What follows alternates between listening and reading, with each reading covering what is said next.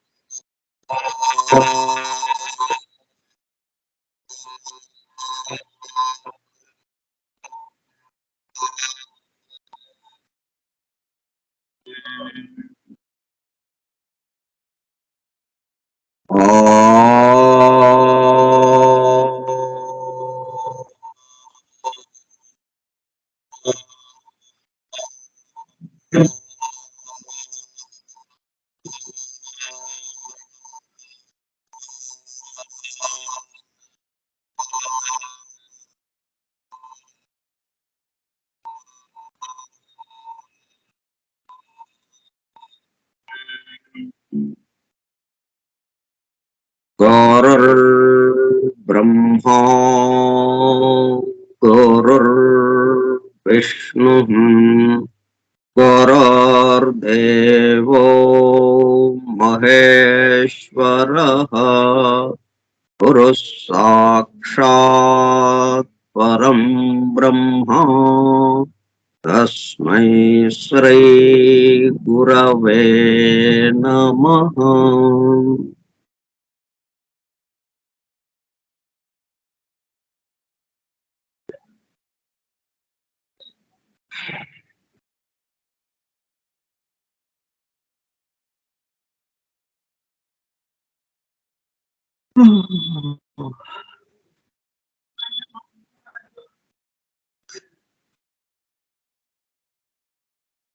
Vasudeva, hallelujah. The hidden wisdom in the Holy Bible. నిగూఢముగా రహస్యముగా దాగి ఉన్న దైవమే పరిశుద్ధ బైబిల్ గ్రంథం. బైబిల్ రహస్య ప్రకాశం. స్కైప్ గ్రూప్ సోదర సత్యాన్వేషక బృందమునకు స్వాగతం. అందరకు నమస్కారము.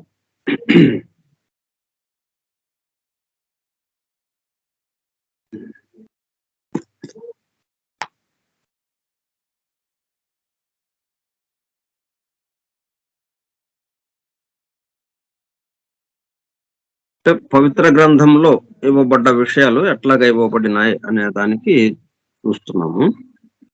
Time as mirror of eternity.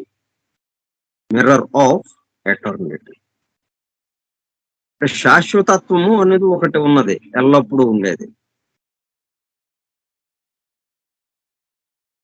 కానీ అది కొద్దిసేపు ఉండి కొద్దిసేపు కనుమరుగైపోతున్నాయి. మనకి ఏది శాశ్వతంగా ఉండటం లేదు. ఉన్నదేమో శాశ్వతత్వం, కానీ మనకి ఏది కూడా శాశ్వతంగా మనకు ఉన్నట్టుగా మనమే శాశ్వతంగా లేము. చూసేవాళ్ళమే ఉండట్లేదు కదా. మనము ఈ రోజు ఉంటాం, ఎప్పుడు వెళ్ళిపోతావు తెలియదు. అట్లా మన చుట్టూ ఉన్నాయి కూడా ఎప్పుడు ఉంటాయో ఎప్పుడు వెళ్ళిపోతాయో తెలియదు. అన్నీ అశాశ్వతంగానే ఉన్నాయి. ఈ రోజు ఉండి రేపు కనుమరుగయ్యేటట్టుగానే ఉన్నాయి. కానీ ఉన్నదేంటి? శాశ్వతం. శాశ్వతత్వం అనేది ఒకటి ఉన్నది. ఆ శాశ్వతత్వం అనే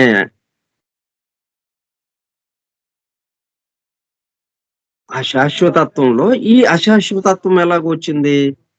అది కాలము వల్ల వచ్చింది. ఇది ఈ దేశంలో ఈ కాలంలో ఉండడం వల్ల ఈ అశాశ్వతము అనేది వచ్చేసింది. వాళ్ళు ఉండి రేపు కనుమరుగయ్యేది అన్నట్టుగా వచ్చేసింది. ఈ దేశము కాలము అంటే కాలం ఉంది కాబట్టి తప్పనిసరిగా దేశం ఉంటుంది, చోటు ఉంటుంది. చోటు ఉంది కాబట్టి తప్పనిసరిగా కాలం ఉంటుంది.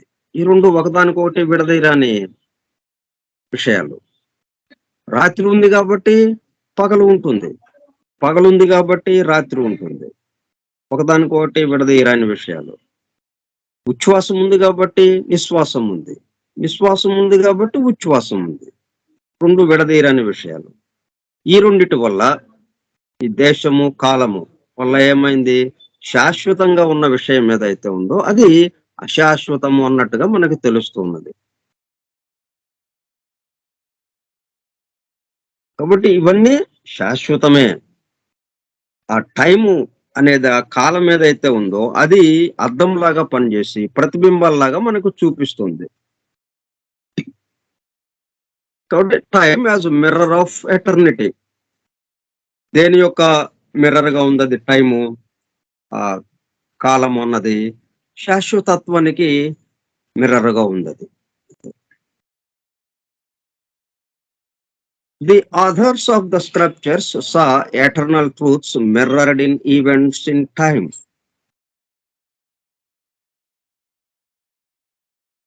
ఎటర్నల్ గా ఉండేది ఏమిటి, ధర్మాలు ఎల్లప్పుడూ మార్పు లేకుండా.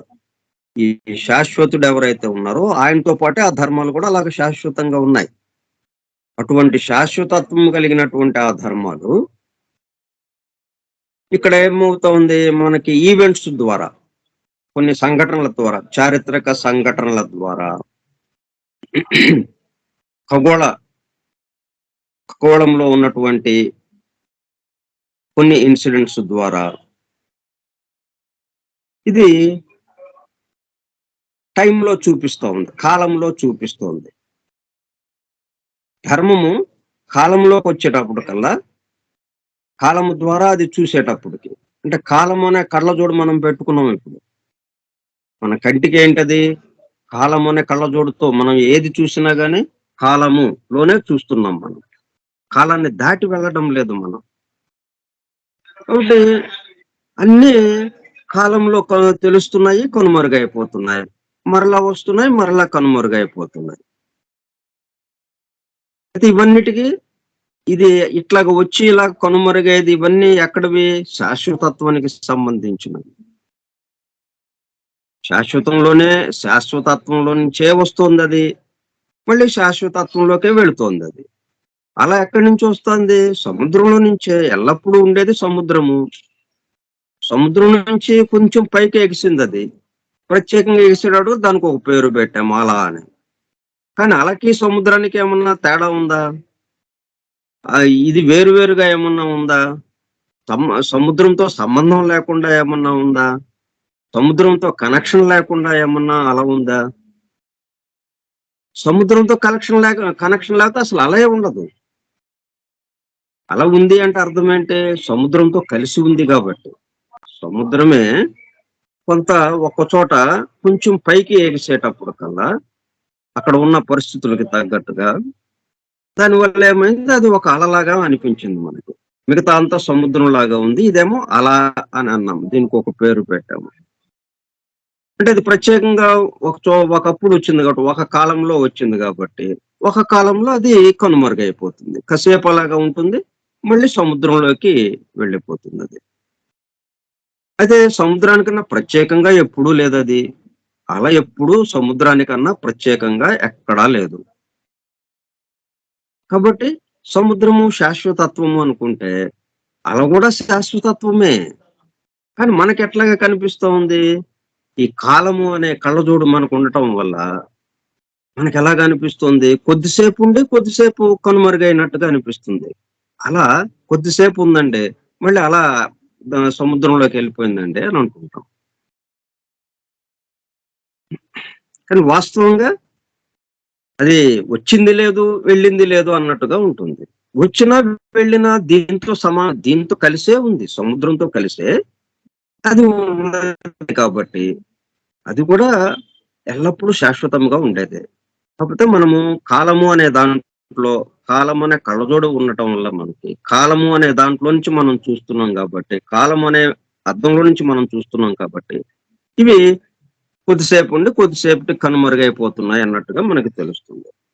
అందుకని వీళ్ళేమి ఇచ్చారంటే, ఇట్లా మరి మనకు తెలిసేయన్నీ ఇవాళ ఉండి రేపు కనుమరుగయ్యాయి. మరి శాశ్వతము అనేది మనకి తెలియదు. మనకి ఏదైనా ఏది కనిపించినా గాని, ఎవరిని ఏది అడిగినా, మీకేం తెలుసు అన్నా గాని, అన్నీ మనకి తెలిసినయి మొత్తం. ఇవాళుండి రేపు కనుమరుగయ్యాయి. ఎప్పుడు శాశ్వతంగా ఉండేవేవి మనకు తెలియదు. మనకి తెలిసింది ఏదైనా గాని. కాబట్టి మనం తెలిసిన విషయాలతోనే మనకి ఆ శాశ్వతత్వం ఏదైతే ఉందో, అది మనకు తెలిసేటట్టుగా చెప్పడానికి ఈ విధంగా మనకి పవిత్ర గ్రంథాల్లో మనకి అందుబాటులోకి తీసుకొచ్చారు. ఎలాగా? ఈ ఇన్సిడెంట్స్ అన్ని. ఆ ధర్మాలు ఏవైతే ఉన్నాయో శాశ్వత ధర్మాలు, ఆ ధర్మాలు ఇక్కడ సృష్టిలో పనిచేసేటప్పుడు ఎలాగా పనిచేస్తున్నాయి కాలానికి అనుగుణంగా, కాలంలో, ఒక కాలంలో, ఒక దేశంలో అవి ఎలాగా పనిచేస్తున్నాయి. అంటే కొద్దిసేపు ఉండి కొద్దిసేపు కనుమరుగయ్యేటట్టుగా చేస్తున్నాయి కదా అవి. అట్లా ఇచ్చారవి. For them illumined as they were, every material happening was allied with spiritual significance. ఈ పవిత్ర గ్రంథాలు అందజేసిన వాళ్ళు ఎటర్నల్ ట్రూత్స్ ని ఎలాగా ఇచ్చారు మనకి అంటే, శాశ్వతమైనటువంటి విషయాన్ని మిర్రర్డ్ ఇన్ ఈవెంట్స్ ఇన్ టైం, వాటిని సంఘటనలు, మన జీవిత సంఘటనలో తీసుకొచ్చి, దానికి ఎందుకంటే జీవిత సంఘటన జరిగినాయి సృష్టిలో ఏది జరిగినా గానీ శాశ్వతంగా ఉన్న ధర్మాలు ఏవైతే ఉన్నాయో వాటికి అనుగుణంగానే జరుగుతూ ఉంటుంది ఇక్కడ. వాటిని ఉపయోగించే ఇక్కడ వ్యక్తమైన సృష్టిలో జరుగుతూ ఉంటుంది. ఆ విషయం మనకి బోధించటానికి ఆ శాశ్వత ధర్మాలు ఏవైతే ఉన్నాయో వాటిని మన యొక్క జీవిత సన్నివేశాల్లాగా ఈ పవిత్ర గ్రంథాల్లో మలిచి ఇచ్చారు. వాళ్ళు దర్శించిందేమో శాశ్వత ధర్మాలు. అయితే శాశ్వత ధర్మాలు ఎలాగుంటాయని మనకి చెప్తే మనం దాన్ని ఏం చేస్తాము, మనం అంత టైంలో చూసేవాళ్ళం. ఒక దేశంలో చూస్తాము, ఒక కాలంలో చూస్తుంటాం. దేశము కాలము లేకుండా మనకి ఆలోచన రావడానికి అవకాశం లేదు. అందుకని మనకి అనుకూలంగా దాన్ని మనకి అన్వయించేటట్టుగా మనం ఎట్లాగా అర్థం చేసుకుంటామో దానికి అనుగుణంగా జీవిత సన్నివేశాల్లో మనకి ఈ కాలము అనే దాంట్లో అందించారు అనమాట. దానివల్ల ఏమైంది, every material happening was allied with spiritual significance. కాబట్టి ఇక్కడ ఏ అల వచ్చినా గానీ అది సముద్రానికి సంబంధించిందే అన్నట్టుగా ఇక్కడ ఏ జీవిత సన్నివేశం జరిగినా, ఎవరి జీవితాల్లో ఎటువంటి సన్నివేశాలు జరిగినా కానీ ఎవ్రీ మెటీరియల్ హ్యాపెనింగ్ స్థూల ఈ జగత్తులో స్థూలముగా ఎటువంటిది జరిగినా సరే, ఎందుకంటే స్థూలమంతా ఏంటి, సముద్రం మీద ఉన్న అలలాంటిది. ఎందుకంటే స్థూలము అనేది మనకి ఈ రోజుండి రేపు కనుమరుగవుతుంది. సృష్టి ప్రళయంలోకి వెళ్ళిపోతుంది, మరలా సృష్టింపబడుతూ ఉంటుంది, వస్తుంది పోతూ ఉంటుంది. అట్లా అలలాగా ఉంటుంది పోతుంది అన్నట్టుగా ఈ సృష్టి అంతా కూడా ఉంది. కానీ మరి అల దేనికి సంబంధించింది, ఆ శాశ్వతంగా ఉండే సముద్రానికి సంబంధించింది. అట్లాగే ఈ సృష్టి దేనికి సంబంధించింది, మరి ఈ సృష్టి ఎలాగా బయటికి ఎగసింది, దూరంగా ఏమన్నా వచ్చిందా, అలా సముద్రానికన్నా దూరంగా వచ్చేసిందా, విడిపోయి సముద్రం నుంచి విడిపోయి దూరంగా ఒక చోట ఉంటే దాన్ని అలా అన్నామండి అని అన్నామా, లేదు కదా. సముద్రంతో కలిసి ఉండే కొంచెం పైకి ఎగిసింది కాబట్టి ఆ ఉపరితలం మీద కొద్దిగా ఎక్కువగా ఒక చోట కనిపించింది మనకి, దాన్ని అలా అన్నాము. కానీ ఆ అల ఎక్కువగా కనిపించింది కానీ ఈ సముద్రము గాని భిన్నమేమి లేదు కదా, ఒకేలాగా ఉంది. అదే వస్తువు, సముద్రం ఏ వస్తువుతో ఉందో, ఎట్లాగా ఉందో, ఏ లక్షణాలతో ఉందో అలా కూడా ఆ లక్షణాలతోనే ఉంది. దీంతో కలిసిపోయే ఉంది, విడిపోయింది అసలు లేనే లేదు కదా. అట్లాగే ఈ సృష్టి శాశ్వతత్వం అనేది ఏదైతే ఉందో దాంతో కలిసిపోయే ఉంది. కానీ కొంచెం పైకి ఎగిసినట్టుగా ఈ వ్యక్త సృష్టి బయటికి ఎలాగా వ్యక్తమైంది. వ్యక్తమయ్యేటప్పటికి ఒక అలలాగా ఇది బయటకు వచ్చినట్టు అనిపించింది. బయటకు వచ్చినట్టు అనిపించినప్పటికల్లా ఇది సపరేట్ గా ఉంది అన్నట్టుగా సపరేషన్, వేరు భావన మనకి వచ్చేసింది. దాంతో ఎందువల్ల వచ్చింది, ఇది ఇక్కడ టైం వచ్చేసింది. ఇక్కడ టైం వచ్చేటప్పటికల్లా సపరేషన్ వచ్చేసింది. ఆ కాలము అనేది వచ్చేసేటప్పటికి సపరేషన్. నిన్న, నేడు, రేపు 3 కాలాలు వచ్చేసినాయి మనకి. ఒక కాలం కాస్త 3 కాలాలుగా మారిపోయింది. జరిగిపోయింది, జరుగుతున్నది, జరగబోయేది. అయితే 3 ఉన్నాయా ఇక్కడ? లేదు. ఇప్పుడు ఉండేది ఒకటే ఒకటి. ఎల్లప్పుడూ ఉండేది నిత్య వర్తమానం అంటాం దాన్ని అందుకనే. ఆ నిత్య వర్తమానంలో భూతకాలం ఉంది, వర్తమాన కాలం ఉంది, భవిష్యత్ కాలము ఉంది. కానీ అది మనకి ఈ స్థూల జగత్తులో ఆ మాదిరిగా కనిపిస్తుంది కాబట్టి మనం ఆ పేర్లు పెట్టుకున్నాము. అందుకని ఆ పేర్లతోనే మనకి ఈ సంఘటనలన్నీ మనకు అందుబాటులోకి తీసుకొచ్చారనమాట. మనం అర్థం చేసుకోవటానికి. నేను సముద్రం గురించి చెప్తే మనకి వెంటనే అర్థం కాదు. మనకి అల గురించి చెప్పారనుకోండి, మనకి అర్థమవుతుంది. ఎందుకంటే అలను చూసేవాళ్ళం మనం. వేరుపడ్డ దాన్ని చూసేవాళ్ళం మనము. అందుకని అంటే కాలాన్ని చూసేవాళ్ళం మనము. దేశాన్ని చూసేవాళ్ళం మనం. కాలము, దేశము లేకపోతే మనకసలేమి అర్థం కాదు. చోటు ఉండాలి మనకి. ఫలానా చోటులో, ఫలానా ప్రదేశంలో, ఫలానా సమయంలో ఇది జరిగింది అంటే గాని మనకు అర్థం కాదది.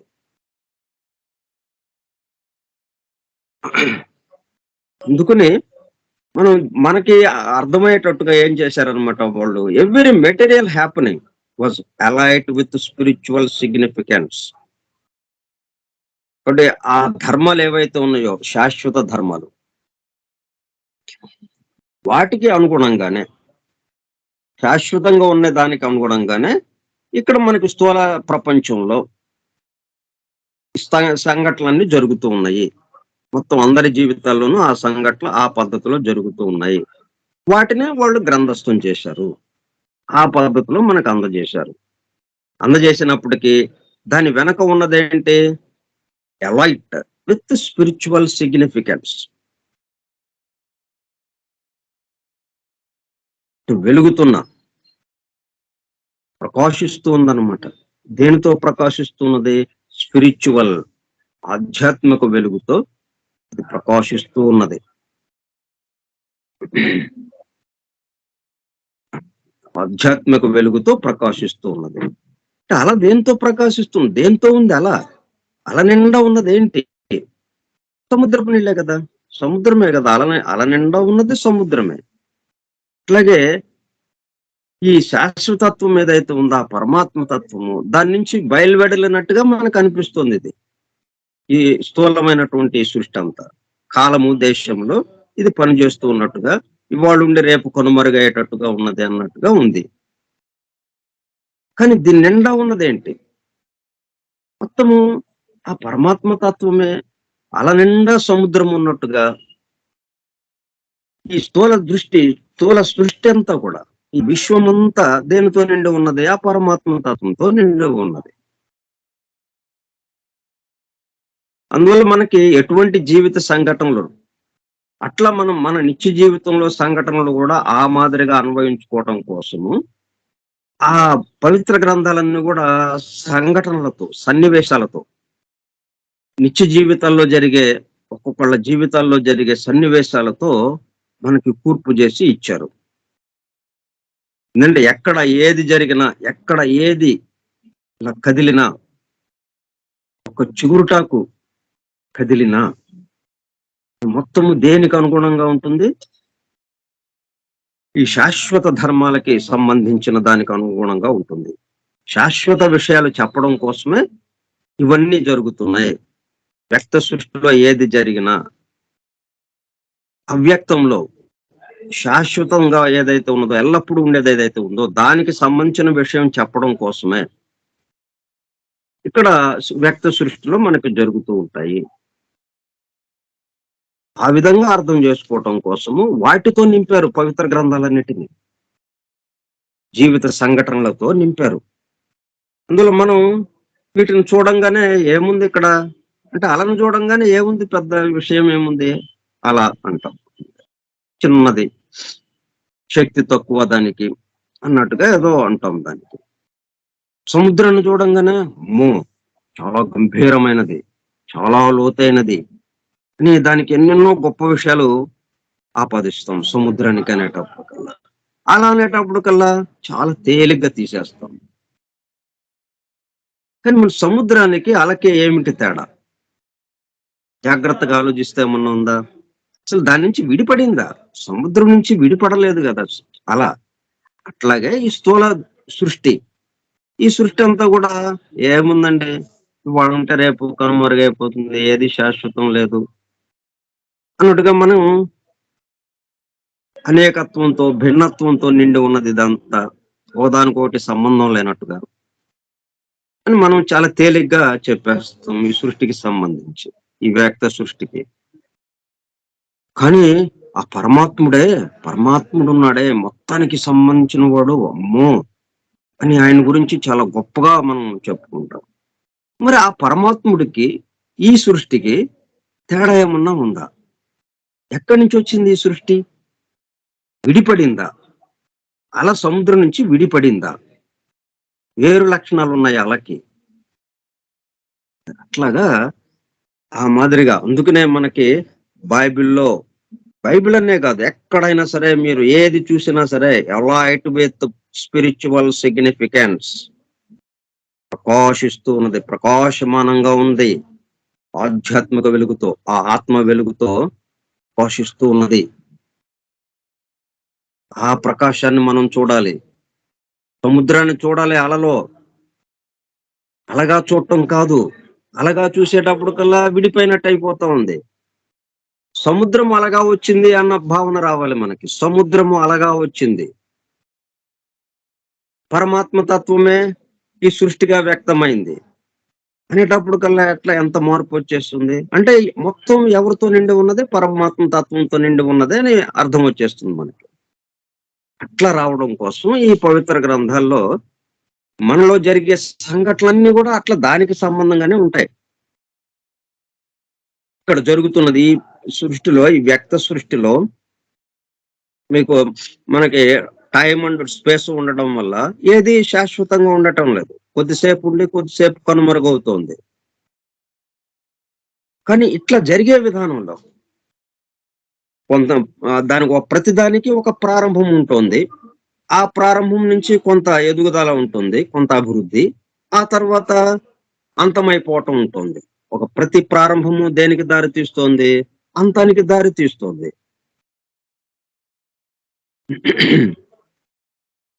కానీ ఈ ప్రారంభము ఎక్కడి నుంచి ప్రారంభమైంది? అలా ఎక్కడి నుంచి ప్రారంభమైంది? సముద్రంలో నుంచి. మళ్ళీ ఎక్కడికి వెళ్ళింది? ఎక్కడ అంతమైంది? సముద్రంలోకి. అట్లా ఈ వ్యక్త సృష్టి అంతా దేంట్లో నుంచి వస్తోంది? పరమాత్మ తత్వంలో నుంచి. మరలా దేంట్లోకి వెళ్ళిపోతుంది? పరమాత్మ తత్వంలోకి. ఇట్లాగ వచ్చి వెళ్ళేటప్పుడు దాని నుంచి విడిపడిందా?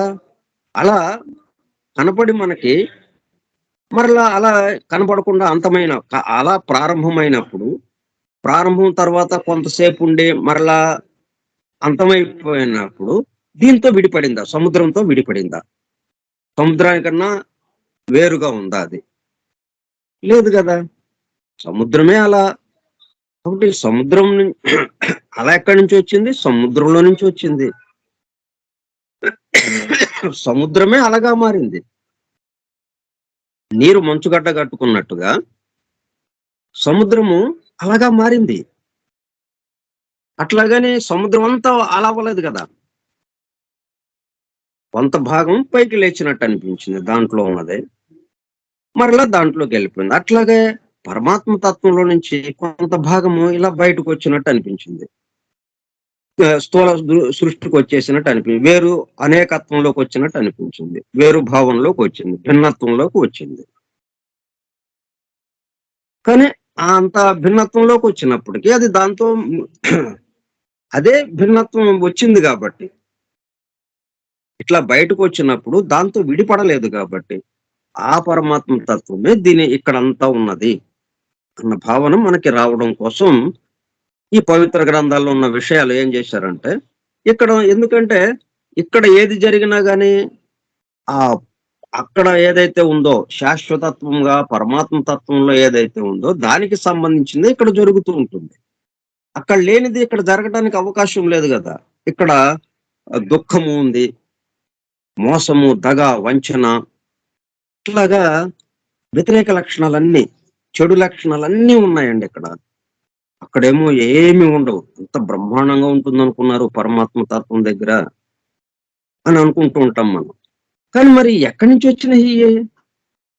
ఆయన దగ్గర లేకపోతే ఇవి ఎక్కడుంటాయి ఇవి?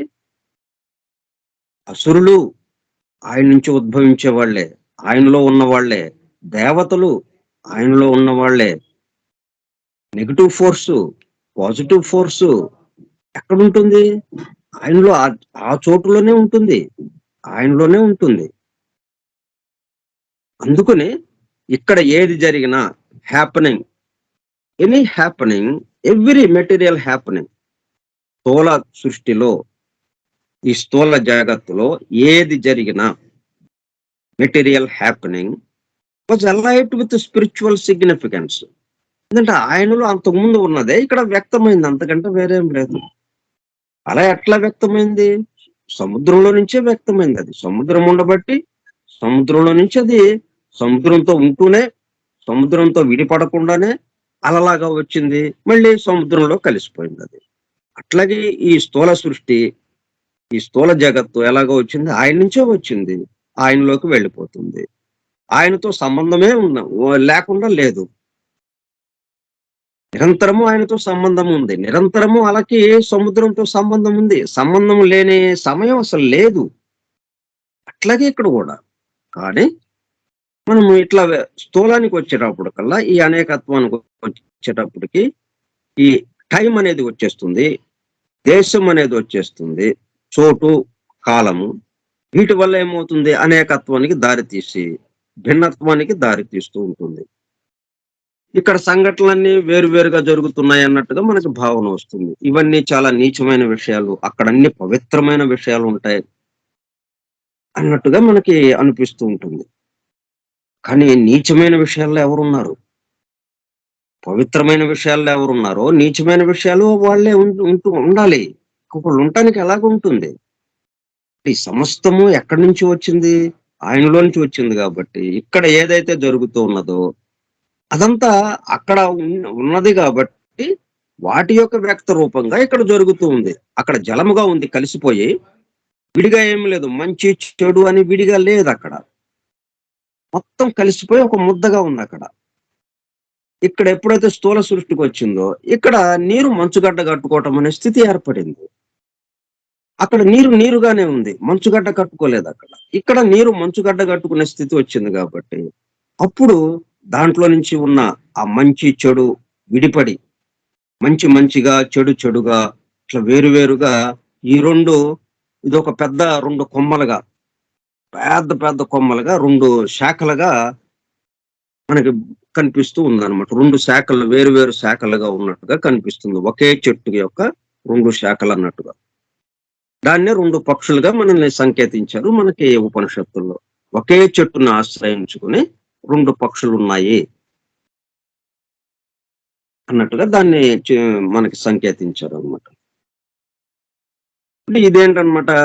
Every material happening was alight with spiritual significance. They knew the outer world for what it was, the shadow of great reality, the shadow of a great reality. అసలైనది, యథార్థమైనది ఏదైతే ఉన్నదో, రియాలిటీ, నిజంగా, వాస్తవంగా, యథార్థంగా ఉన్నది ఏదైతే ఉందో, శాశ్వతముగా ఉండేది ఏదైతే ఉందో దాని యొక్క నీడ ఇది. ఈ గ్రంథాన్ని అందించిన వాళ్ళకి ఆ విషయం తెలుసు. ఇది నీడలాంటిది. Outer world for what it was, the shadow of a great reality. They could say with Browning. Browning అంటే మనము ఒక వస్తువుని ఎర్రగా కాల్చామనుకోండి, ఆ గోధుమ వర్ణంలోకి వచ్చేస్తుంది. ఎర్రగా అయ్యే వరకు కాల్చేటప్పుడు కల్లా ఆ రంగు మారుతుంది. అంటే లోపలదంతా చెడంతా పోయి, చెడు అనేది అనుకుంటున్నా అంటే దాని యొక్క స్వరూపము, ఆ స్థూల రూపం అంతా పోయి, స్థూలమంతా పోయి సూక్ష్మంలోకి వచ్చినట్టు అయిపోతుంది అనమాట ఎర్రగా కాల్చడం వల్ల. ఎర్రగా కాల్చేటప్పుడు కల్లా బ్రౌనింగ్ అంటాం దాన్ని, గోధుమ వర్ణంలోకి రావటం. With browning, could say with browning. Earth's crammed, earth's crammed with heaven and every common bush fire with God. అంటే ఈ ఎర్త్ అంతా, ఈ భూమంతా దేంతో కూర్చబడి ఉంది? భూమంతా మరి ఎన్నెన్నో అణువులతో కూడుకుని ఉంది కదా. కోటాను కోట్ల, లక్షల కోట్ల అణువులతో ఒక చోట కూర్పబడి ఉన్నది భూమి అంతా. అంటే ఈ భూమి అంటే ఈ సమస్త విశ్వము వ్యక్తమైన సృష్టి. వ్యక్తమైన సృష్టి అంతా కలిపి మనం భూమి అంటాం. భూమి అంటే పృథివీ స్థితి అనమాట, అంటే చిట్ట చివరి స్థితి. ఆకాశం నుంచి వాయువు, వాయువు నుంచి అగ్ని, అగ్ని నుంచి జలము, జలం నుంచి పృథివీ. పృథివీ స్థితి అంటే చిట్ట చివరి స్థితి. ఇంకా ఇక్కడి నుంచి మరల తిరిగి ఆకాశం కేసు వెళ్ళడమే, మళ్ళా తిరిగి జలం కేసు వెళ్ళడం, జలం నుంచి అగ్నికి, అగ్ని నుంచి వాయువు, వాయువు నుంచి ఆకాశానికి వెళ్ళటమా మళ్ళీ. దాని పృథివీ తర్వాత మళ్ళీ స్థితి లేదు మనకి అన్నట్టుగా ఉంది కదా. అట్లా ఈ భూమంతా దేంతో కూర్పబడి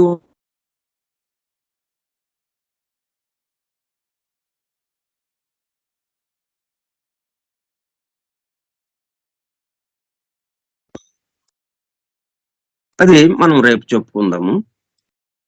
స్వస్తి ప్రజాభ్యః పరిపాలయంతాం న్యాయేణ మార్గేణ మహీం మహిషాః. ఓ బ్రాహ్మణేభ్యః శుభమస్తు నిత్యం. లోకాః సమస్తాః సుఖినో భవంతు. లోకాః సమస్తాః సుఖినో భవంతు.